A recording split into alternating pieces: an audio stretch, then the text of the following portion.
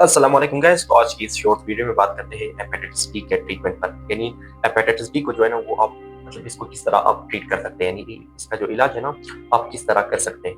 Hepatitis B जो है ना हेपेटाइटिस की किस्म, ठीक है, जो कि एचडीवी वायरस की वजह से फैलता है। एचडीवी, यहाँ पे एचडीवी स्टैंड होता है हेपेटाइटिस डी वायरस, ठीक है।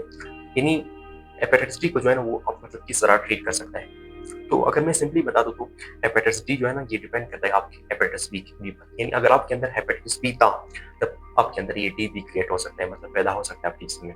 तो इसलिए अगर आपको मतलब ट्रीटमेंट प्लानिंग चाहिए तो आप सबसे पहले हेपेटाइटिस बी का ट्रीट करें। ये जो डी है ना ये खुद ब खुद जिस्म से निकल जाता है ना, जो डी है डी, ये खुद ब खुद आपके जिस्म से जो है ना वो वायरस निकल जाता है ना, अगर आप बी को जो है ना ट्रीट करते हैं। तो अगर हम बी के ट्रीटमेंट पर बात कर लेना हेपेटाइटिस बी की, तो यहाँ पे जो है ना एंटीवायरल्स भी अवेलेबल है। यानी एंटीवायरल जो है ना आप ले सकते हैं, ठीक है। एंटीवायरल्स मींस मतलब वो मेडिसिन्स, वो अद्वयात जो वायरस के खिलाफ काम करते हैं, यानी बेस्ट इफेक्टिव होते हैं, इनको एंटीवायरल्स कहा जाता है, ठीक है। मतलब यहाँ पे जो है ना मुख्तलिफ किस्म के एंटीवायरल्स इस्तेमाल किए जाते हैं, ठीक है, यानी हेपेटाइटिस बी के ट्रीटमेंट में। फिर उसके बाद अगर आप वैक्सीन की बात कर लेना, वैक्सीन मीन्स यानी हेपेटाइटिस बी का जो वैक्सीन है ना ये बेस्ट इफेक्टिव है। हेपेटाइटिस बी का जो वैक्सीन है ना ये बहुत इफेक्टिव है। अगर आप ये ले लें तब भी आप जो है ना इसको मतलब प्रिवेंट कर सकते हैं, मतलब रोक सकते हैं, ठीक है, हेपेटाइटिस बी को जो है ना। हाँ, तो ये तो केमिकल ट्रीटमेंट प्लानिंग है ना।